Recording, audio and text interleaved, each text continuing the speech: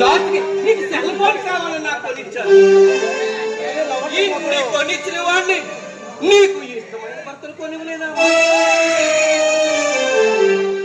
Daddy, అవన్నీ వాడి వదిలేసే వస్తువులు, కానీ ఇది జీవితాంతం కలిసి ఉండే బంధం. కూరగాయలు కొనాలంటే అవి పుచ్చివా మంచివా అని అనేక రకాల పరీక్షలు చేసి కొంటామే. 100 ఏళ్ళు జీవితం పంచుకోవలసిన భర్త అసలు ఎలాంటి వాడు?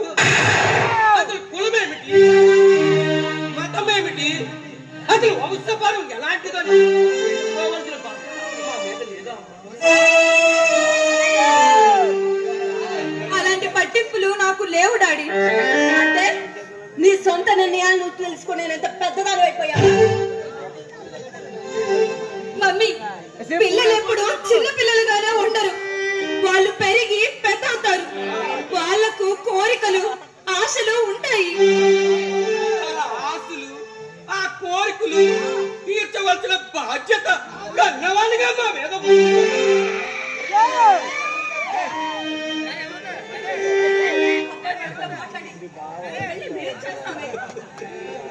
నేను నమ్మను.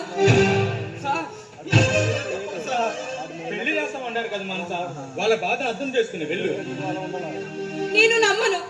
ఇలాగే నన్ను నమ్మించి ఇంటికి తీసుకొని వెళ్ళి బలవంతంగా పెళ్లి చేస్తారు. ఇలాంటివి నేను అనేక సినిమాల్లో చూశాను.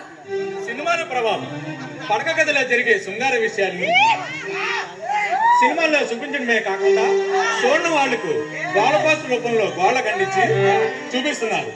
సెల్ ఫోన్ లో సెక్స్ దృశ్యాలు, టీవీలో అర్థలైన వీడియోస్ చూసిన యూత్ చెడిపోక ఏం చేస్తారు?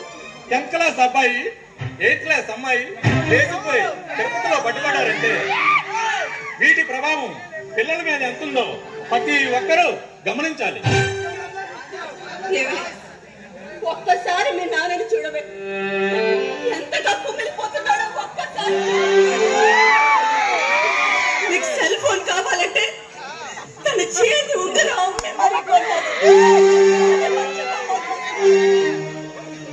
ఎందుకమ్మా వీళ్ళకి సెల్ ఫోన్? వీళ్ళు కాలేజీ వెళ్తుంది చదవడానికే కానీ బిజినెస్ చేయడానికి కాదు.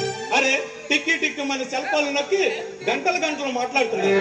అలాగని నేను అందరినీ తప్పుపడడం లేదు, కానీ చాలా మంది సెల్ ఫోన్ లోనే ప్రేమ వ్యవహారం సాగిస్తున్నారు. అసలు మీ అమ్మాయి ఎవరితో మాట్లాడుతుందో ఎప్పుడైనా అడిగారా? అడిగానండి, వాళ్ళ ఫ్రెండ్ తో మాట్లాడుతున్నానని చెప్పింది. పోనీ మాట్లాడుతున్న నెంబర్ గురించి ఎప్పుడైనా ఎంక్వైరీ చేయించారా? చేయలేదండి. తప్పకుండా చేయించాలి. వాళ్ళు ఎవరు ఏమిటి అని తెలుసుకుని పిల్లల్ని కంట్రోల్లో పెట్టకపోతే ఇలాంటి సంగతులే జరుగుతాయి. మా వారికి చెప్తే మన అమ్మాయి అలాంటిది కాదని కొట్టి పారేశారు. నేను చెప్పు చూశాను, నా మాట వినలేదు. మీరు నచ్చ చెప్పు చూడండి. విన్నారా? సరే, వినకపోతే వాళ్ళ ఇష్టానికి వాళ్ళు వదిలేం తప్ప మనేమీ చేయలేం.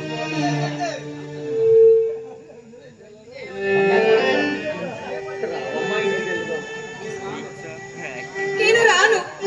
నేను ఎందుకు చెప్తున్నానో అర్థం చేసుకోవాలి. మీరు కూడా నన్ను అర్థం చేసుకోండి. అమ్మా, ఇరుగు పొరుగు వారు మీ అమ్మాయి ఏదని అడిగితే ఏమని సమాధానం చెప్పమంటావమ్మా? ఏమని సమాధానం? నువ్వు రాకపోతే మేము తలెత్తుకుని బ్రతకలేమమ్మా.